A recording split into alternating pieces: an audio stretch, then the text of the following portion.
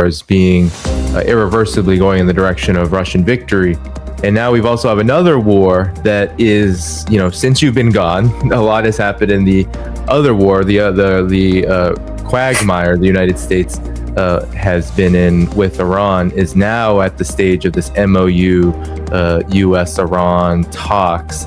But there was a story that came out related to drone warfare, because I wanted to also talk to you about the nature of drone warfare, because now there is more information coming out about what happened during the commando rescue of the F-15 pilot that was ejected after the F-15 fighter jet was shot down. Now there is information about this, Scott, about how a jellyfish formation of drones may have been responsible for this, as according to the testimony of this pilot, multiple drones interconnected and moving as one with smaller drones below the bigger drones like legs. One of 4 sources familiar with the pilot's testimony told the outlet Real Alien SHIT as being the experience of what happened. So I wanted to, given the drone warfare is so relevant right now when it comes to the conflict with Ukraine, attacks on Moscow, Russian air defenses absolutely putting in crazy work against that. And then, of course, Iran and the United States also engaged in this kind of warfare. What do you make of this story and where it fits into this larger changing war landscape, your reaction to it, and why it's relevant? Well, I mean, we're all familiar with drone swarms, how, at every Olympics recently, it appears, in China, especially South Korea, at night, the part of the show is, the drones come out and you get the walking man and you get the flying birds. And these are basically drones that are, communicating with one another or communicating as part of an overall package and working in concert. So that same concept is applied, therefore, to drone swarms of this nature, except there might be an AI aspect of it. So you're going to have a drone swarm that's given a patrol area and it's going to communicate with one another. And I don't understand the Jellyfish configuration. I understand what he's describing. I can't tell you why it is and why it makes tactical sense. Who knows? But the fact is, Donald Trump is out there saying the Iranians are defeated. The Iranians have no technology. The technology to operate a drone swarm like that in combat conditions is beyond that possessed by the United States. So let's just say right off the bat that the Iranians, if the story is true, and there's no reason to doubt it, are superior to the United States when it comes to, advanced drone applications. I don't know how this drone swarm shot down the airplane, or even if it participated in that. The specifics haven't come out. But the man saw this, which means it's a patrol. And so it seems to me that this drone swarm is actually patrolling an area, and doing reconnaissance. So it's out there looking. Now, what I'll say about a drone swarm, though, is that what I learned from by going to the Donbass is, drones are prisoners of battery life. They don't last. They just don't sit there and fly forever. They have batteries. Now you can upgrade the battery pack, you can put additional battery packs on. But if you're doing a drone swarm, I imagine the drones are, I don't know what size they were, because he doesn't say. But you're probably talking, 7-inch standard drone. The battery life on it is finite, and so it can only patrol a certain area, and the more active the drone is, the more drone does things like communicate. It's drawing power, and so the battery life is done. So a drone swarm, it was curious when I saw that, because I'm like, what's the sustainability of this drone swarm? How long can it patrol, and what is the purpose of the patrol? And a drone swarm is a lot of effort. That means that a whole bunch of people have gotten out there to set these drones up and launch them and send them out. Now they have to recover them, change the batteries. It's there's physical aspect to this. So it's fascinating. But the point is, the Iranians are doing things that we're not on drone warfare. And it's not just that. Remember, the Iranians also, and it's not talked about in the West. The Iranian Air Force was destroyed. Well, except for the two F-5 fighters that actually flew, right, 15 meters off the water, made it to Kuwait and bombed an American facility. They weren't destroyed. And nobody wants to talk about that, how they penetrated the best air defense in the world with fighter planes that were built in the 1970s. So, the pilot skill there. The Iranians did things in this war that we don't understand. I think it's going to turn out that the Iranians did a lot of decoy work, that we didn't blow up the things we think we blew up, that we blew up a lot of empty buildings. The Iranians are very confident in their ability to reconstitute not just infrastructure, but capacity. They use tactics that we still don't understand. We went in to fight one kind of war. Suppression of enemy air defense is premised on the notion of taking out radars. But when the Iranians shifted to using IR sensors and electro-optical sensors to track, our tactics no longer were viable, and that's why we had to call them into the war. People need to understand, we're the ones that said stop the war. And we said stop the war because what we were doing wasn't working. We ran out of ammunition. Our tactics were no longer effective. Airplanes were being shot down. When we thought that we had suppressed everything, air defense was up and active. We didn't understand what was going on. We lost control of the battlefield, so we had to call time out. So anytime you hear Donald Trump say, well, I'm going to go back and do this again, it's a lie. He may go bomb a target for a day like he did, limited stuff. But the concept of re-engaging the Iranians to the degree that we already engaged them, we don't understand this battlefield. We have lessons that have to be learned. I can guarantee you there's intelligence officers working at various centers around the United States going through the data, for instance, trying to figure out what the hell this jellyfish swarm is, why it's there, what purposes, how does it work, how can we defeat it, things of that nature. We don't know what happened here. What we do know is that we didn't defeat Iran and that Iran was in control of the battle space when this war ended. Yeah, and now we're at this MOU, U.S. Iran talks stage where there's a lot of doubters. Even the U.S. people in the United States, there's polls coming out of CBS, YouGov, all doubting this process. I mean, having very little trust, obviously, in the Trump administration to come to a deal. But the vast majority of people are now reporting, Scott, that they want to see this work out. They don't want to see a return to war. Now, the way that this is being framed on both sides, and then I want your take on this, is, of course, you have Donald Trump constantly talking about, this is what he put on Truth Social, he having Iran on the ropes. Now a War Powers Act just went through both chambers, the House and the Senate, both chambers of Congress, and he is poo-pooing it, lambasting it as being a way to prevent him from finishing off Iran, as he often talks about. While you have Iran saying that the deal, or actually it just refreshed, I guess this was a live feed, but how Iran has been framing it is that this is actually a defeat for the United States, the fact that they are talking to Iran on Iran's terms, and then a lot of the terms that are in this MOU are ones that Iran has directly requested and is going to see it through until they get it. What do you make of, so these are two contending narratives, so what's the reality, and how have you seen this process I know you've been away, but if you've been paying attention to it during that time? Yeah, believe it or not, the Russians are actively engaged in these issues, and the Russian people are well informed. I will admit that while I was in the Donbass region, the internet, of course, was very, very spotty, deliberately so. My phone had to be actually turned off and put in a Faraday cage to prohibit any signals. I wasn't allowed to take photographs using my phone because of the geolocation aspect of it. So even if I published the photograph later, the metadata on it could provide intelligence to the Ukrainians. So I was in a dark zone from an information standpoint in terms of what was going on in the world. But because the trip ended early, I ended up back in Moscow and got to spend a couple days, debriefing and then also relaxing. Got to tour some museums, but it also gave me time to catch up on the news. So I am pretty well informed about what's going on. Let me put it this way. The Iranians first presented what is the MOU today back in April. It's the same document. The Iranians haven't budged their position. Donald Trump, of course, refused to sign it back in April and agree to it because it was sort of much the it was a surrender document. The United States was being compelled to accept Iran's terms and conditions. I want to remind people what a surrender looks like. Let's go back in World War II, September, Tokyo Bay, the USS Missouri, where the Japanese had to come and sign a surrender document unconditionally. They didn't get to debate, negotiate, or otherwise.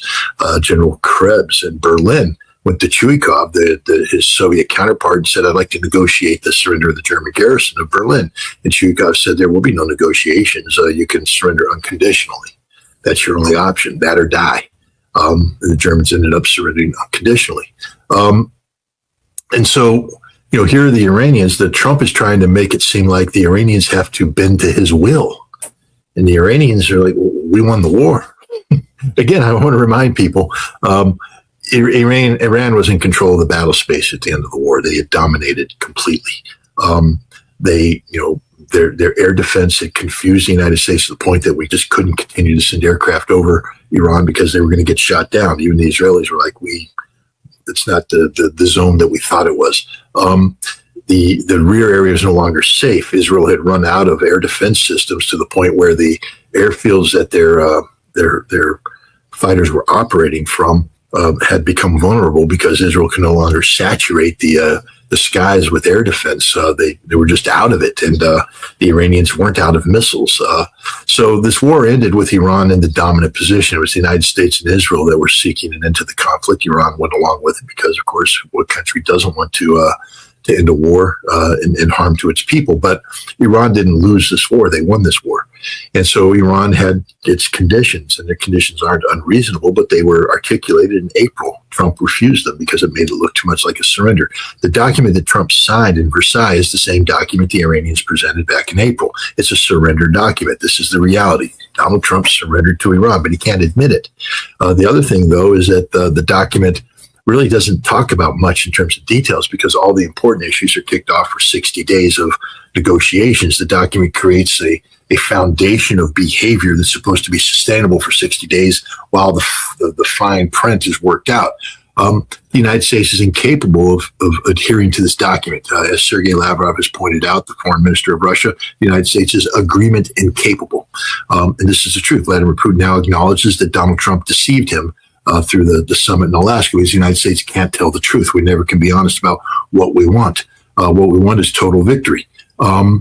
And the Iranians aren't going to concede this. This is just the reality of it. The Iranians, one of the clauses of the memorandum of understanding is that, there can be no threats or coercion. All Donald Trump does is threaten, coerce. Every time he says the threat he's going to bring back bombing, he's violating the MOU that he himself signed, which means that one violation makes the whole document null and void. The Iranians have already walked out once because of the threats of Donald Trump. And the other thing is that when the Iranians say that Lebanon is part of this agreement, the United States signed to it through the MOU, Donald Trump's signature in Versailles, the Iranians are serious about it. The United States isn't. The United States is like, well, we got a ceasefire, but hey, let Israel and Lebanon do their own thing. You and I will do our own thing. The Iranians, no, you've got to understand Lebanon is an extension of this, and it's all or nothing for us. And now Donald Trump has to accept the reality that he has to bring the Israelis to heel in Lebanon, or else he doesn't have a deal. And for Donald Trump, the only deal he wants right now, the only thing he's focused on, is keeping the Strait of Hormuz open. It's essential for him to have oil flowing through that because, look, the head of Chevron came out with a warning a couple of weeks ago, about a month ago, actually, that said that, the world is going to experience a global energy crisis like it's never experienced before, because you can't deny the global market 22% of its daily flow and not have long-term impact. And, the bottom line is, there's a lot of oil on ships that can go in. And, we had excess capacity on shipping out there that could buy time, go in there and keep oil going. The Russians were able to send oil, but we're out of that. And so now we're going to run into a period of time. And there's nothing that can happen to change this. There's no miracle oil going to appear where there's going to be no oil and the world's economy is going to take a hit. Our economy is going to take a hit. This summer is going to be an interesting summer. Trump needs Strait of Hormuz to open up so that oil flow begins to hit the American economy around September, where we can get an uptick in economic activity. That Trump would go, see, I'm the greatest president in the world. I'm the man that improved the American economy. I should be voted, my party should be voted for. And he's hoping for an outcome in November that's positive. That's what this is all about. Trump can't afford to go back to war against Iran, because if Iran shuts down the Strait of Hormuz, remember, every day that it gets shut down and oil isn't going through, that's a day closer to midterm elections. And even though we're in June, you're going, well, midterm elections are till November. I'm telling you right now that the economy will not turn around until September. And if you push it to October, you're getting too damn close to the election. And so Donald Trump knows this. And this is why you're going to see the United States doing what it can to keep the strait open. But we're in agreement incapable. We're not going to get a sound negotiation on nuclear or anything, because it would require Donald Trump to allow the Iranians things that he said won't allow, like enrichment. Well, now he's come out and said, well, maybe they can enrich a little bit here. But now, that nuclear dust, the 60% enriched uranium that he claims he blew up to smithereens, that has to be turned over to America. No. So now that has to be turned over to America and China. The Iranians are saying, no, it's ours and we'll take care of it. And we can supervise. But, the thing is, Donald Trump's going to get nothing of what he wants except the opening of the Strait of Hormuz. Why? Because it's in the interest of Iran to also be able to get their oil to market, get their economy up and running, and make themselves sanctions proof. Because basically the United States is an empty suit at this point in time, a paper tiger. We can't follow through with the threats of Donald Trump, and Iran knows this. So they're going to be busy building economic relationships with Russia, China, India, Asia, the whole world except Europe and the United States, and they're going to thrive. And then once the midterm elections go through, Donald Trump isn't going to be able to engage, because you remember a key aspect of all Trump's thinking is the security guarantees that the United States bring, but can only bring if we're economically engaged. Remember Ukraine? We have to get those, the rare earth minerals, and we have to be in there. And the idea is that if we're in there engaged, there can't be a war because we're engaged. Well, Donald Trump, guess who read your little briefing? Russia and China. They're going to be engaged with Iran like you've never seen engagement with Iran. And at that point in time, it's going to be impossible for the United States to resume the conflict. So this is what's in it for Iran, because people say, well, why wouldn't Iran just continue to squeeze the Strait of Hormuz? Well, the answer is that if they do that, remember, China is sympathetic to Iran to a point. But I've said this before, but it's become even more important. It's the economy, stupid. That's James Carville's little magic words that he put on a yellow sticky note, put up on a door at the war room of the Clinton campaign in 1992, when Clinton thought that he could engage in geopolitical discussions with George Herbert Walker Bush, the victor of Desert Storm. And Carville's like, no, you'll lose.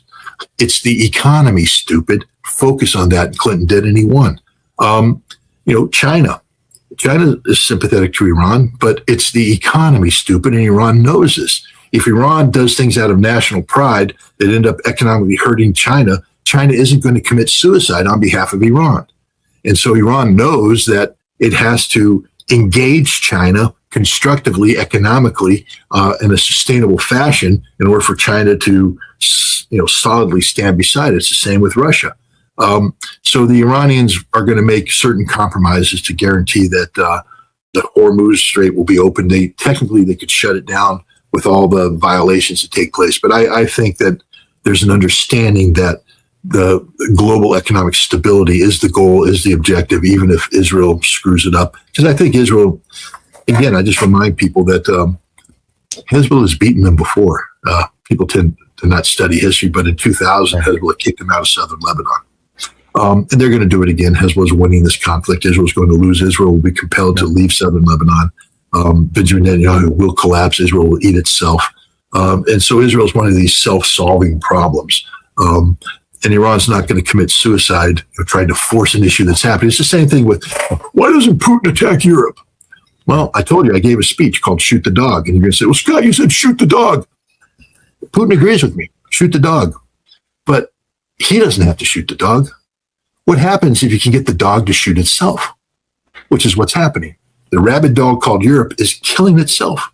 Look at Keir Starmer, one of the ultimate rabid dogs. He's not going to be prime minister. He resigned. Why? Collapsing.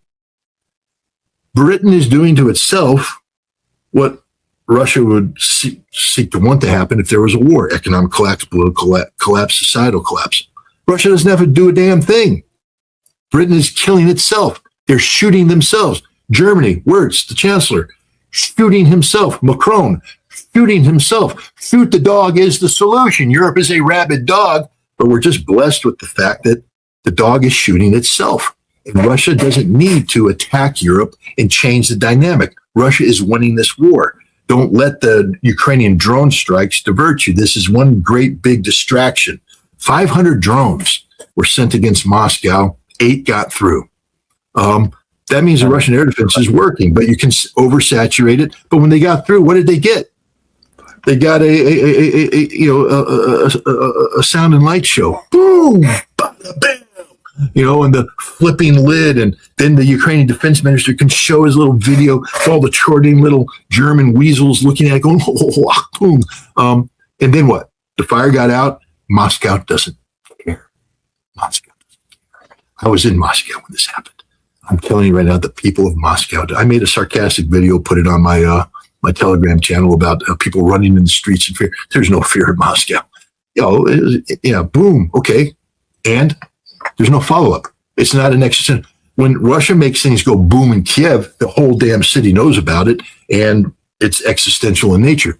Right. There's, the way social media portrays this conflict is just lunacy, and the way that the mainstream media portrays this conflict is lunacy. Are the Ukrainians having an impact on Russia? Yeah, of course they are. You don't flood the zone with that many drones and not have an impact. Is Russia feeling pain? Yes, of course it is, but it's not existential pain. It's like a hangnail. Hurts when you take a step. It's like, damn, that hurt. But I'm not amputating the foot, let alone the leg, let alone checking in the hospital and being euthanized. I'm continuing with my life, functioning and thriving, and that's what Russia's doing, functioning and thriving. Well, I think those are really good points, Scott, and I think to both conflicts, for Iran, I think it's a pretty great compromise to be saddled with Oman together to regulate the Strait of Hormuz and have that control, like the last case resort the last resort that you have to close the Strait of Hormuz if things get really bad, if there is some kind of real threat, existential threat to you. But to be able to, and this is, the United States will not be able to question this. Oman and Iran are already negotiating this together, that they are going to. But that the United States, Trump says that that's not going to happen. Right. He says, oh, it's not happening. And this is what I want to ask you about. It already happened, Donnie, baby. It's done. A done deal. You weren't invited to the party because, let me think about it. You lost the war. Losers don't get invited to the victory table.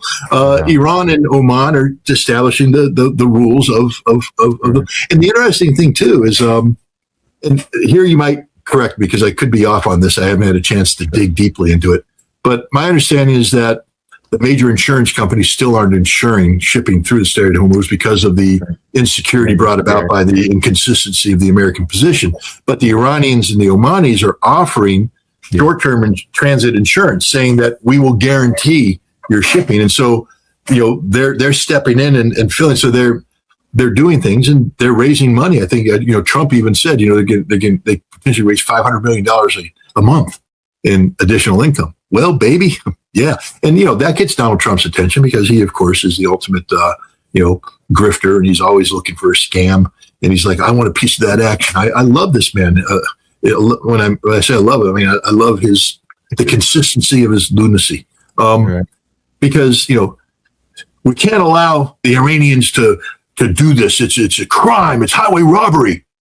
But if I can get in on the scheme, and then it's a good deal. So if America can get a piece of the action, he is just the ultimate criminal mind. This is literally one of the greatest, and I don't mean that in a good sense, criminal minds in history, who's the president of the United States. And he runs the United States as an organized crime family. I mean, it's the way we run today. It's not, this isn't normal. This isn't normal. This isn't the way America is supposed to operate. And the spin, I feel like on both, there's a lot of spin happening right now for both conflicts. Literally, I think, as you said, the consistency of Donald Trump is the lunacy. The way that the Iran conflict is being spun is far harder to believe, and the poll numbers are showing it for the United States, where every concession that is being admitted to is being told that it will all come back to the United States, right? all of Iran's oil that is going to go through the Strait of Hormuz, that's going to sail out of the Persian Gulf and into the global markets, all coming back to the United States. The agriculture, the lifting of sanctions or the relief on sanctions for this amount of time, this short amount of time, all of it is going to go toward the United States. All the farmers in the U.S. are going to sell all their stuff, all their foods to Iran. And you made a great point that, well, actually, Russia and Iran are pretty good partners with a pretty good track record for not doing what the United States does. And Iran has said, we choose our partners based on what we need and what we want to do, not what the United States says. So there's that spin. And then with the Ukraine conflict, I feel like the spin now is, wow, look at those drones filled with kerosene and, look at them flood the air defenses and a couple get through and they cause a fire because they go boom on the floor. And now Ukraine is winning. Like, it's a total spin job because it ignores the reality actually on the ground. I think both conflicts we're seeing such an intensity of the propaganda, but Trump right now in the current U.S. administration is really representing how bad things can get and how misinformed we can all be when the U.S. is on the back foot and not really the front foot, because neither of these conflicts are things going well, at least for the U.S.'s stated aims. But, your final thoughts, Scott, as we close up here. I just tell people beware of the propaganda war. Let's just take one quick example. The other day, I think yesterday or the day before, I'm losing track of time, Ukraine struck Voronezh. They struck a defense industrial facility that makes electronics. And the headlines is that in the Ukrainians are like, we hit this because this is essential to the Russian war economy. It makes electronics that go to this missile, this missile, this missile, this system, and now we've shut it all down. And anyways, this is proof the Russians can't sustain this fight. The Russians have a deficit in air defense, and now the electronics company that produces the parts for the air defense has been destroyed, and you can't do anything. And you're just going on and on and on and on and on, not reflecting on the reality that the drones struck administrative buildings that have nothing to do with manufacturing.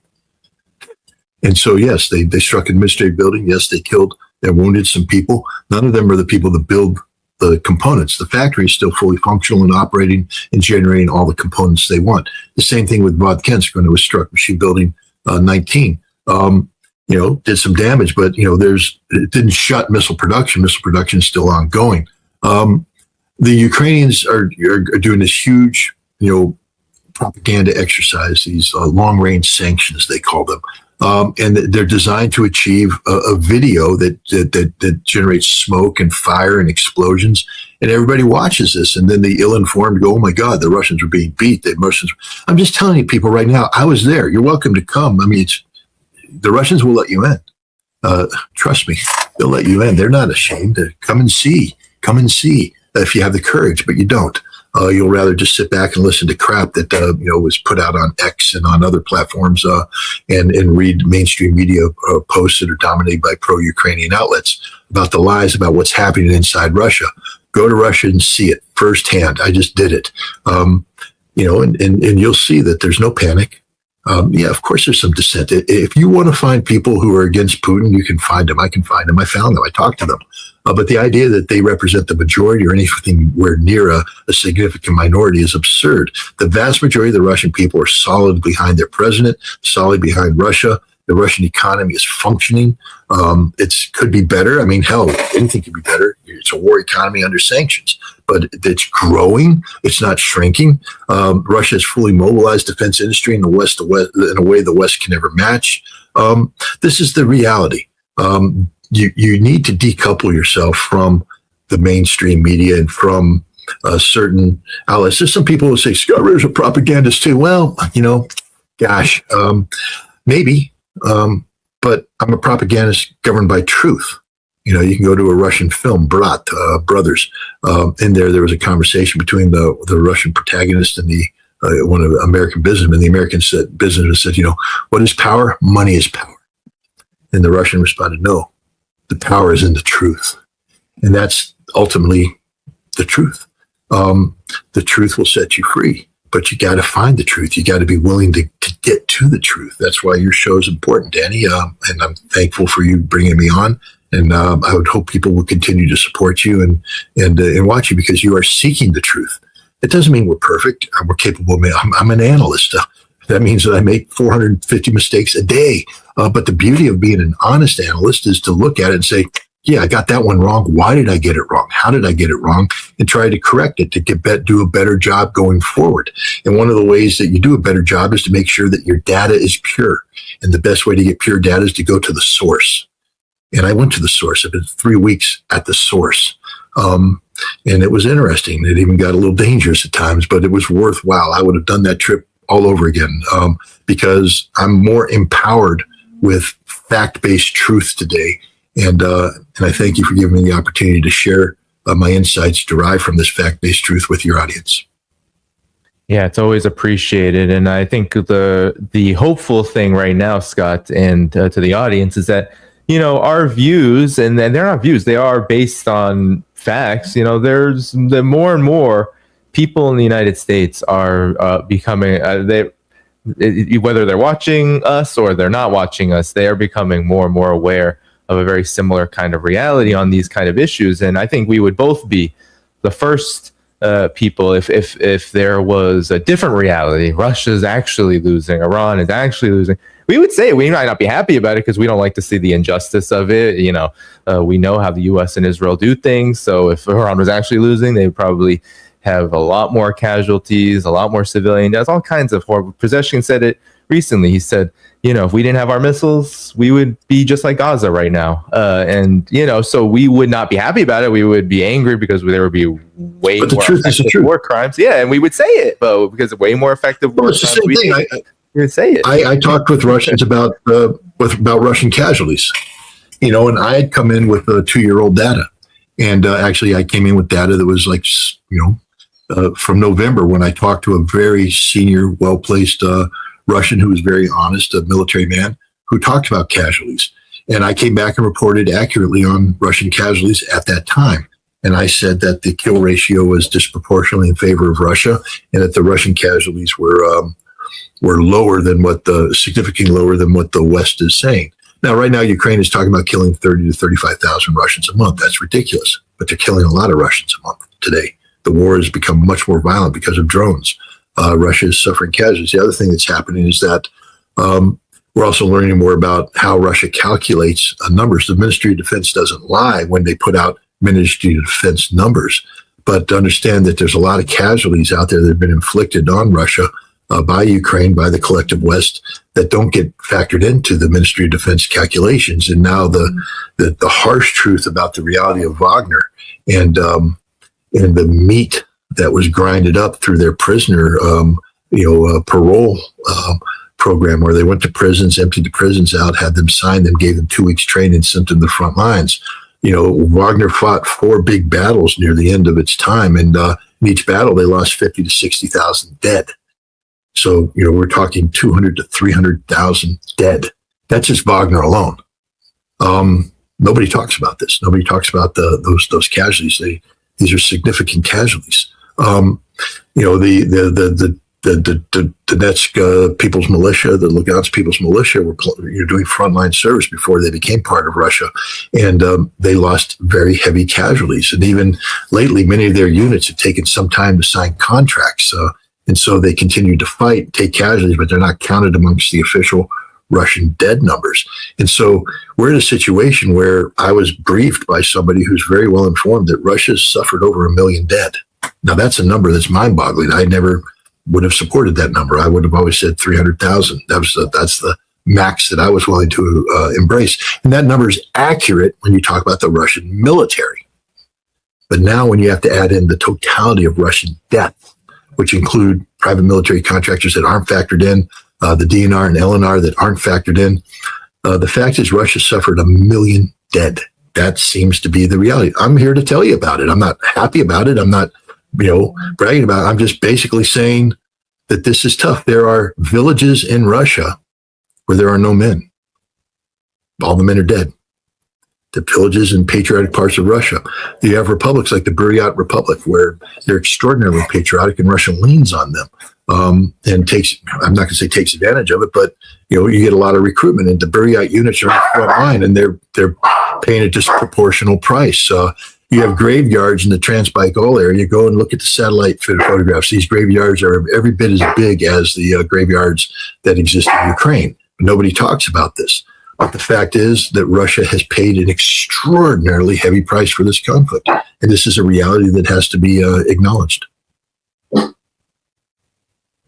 Well, on that note, Scott, I think it is a good time we can close here. I want to make sure everyone knows that your Substack, scottritter.com, is in the video description, so that people can continue to support you, check out your work, and donate if they are able there. All the links in the video description to support this channel are there as well. Thanks to this new member, Anne, and thanks to Farzanan Deem for